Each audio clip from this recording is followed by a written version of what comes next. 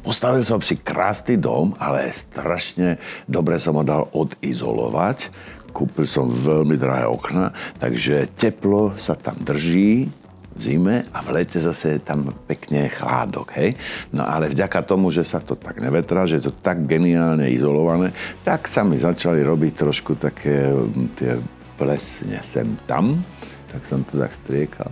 No ale po 5-6 rokoch vlastne, čo tu bývam, tak tá pleseň sa začala objavovať, tá vlhko je tam, hlavne v zime. V lete vetráte, ale v zime je trošku problém. No ale už keď som dostával vlastne pôvodne, tak som si objednal rekuperáciu centrálnu.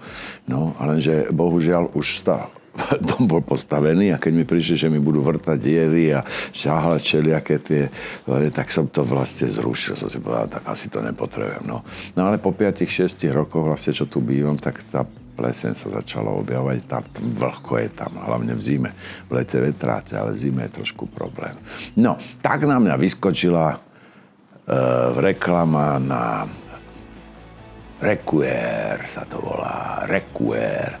No, tak som si to preštudoval a hovorím si, tak asi sa budem musieť vrátiť tej rekuperácii.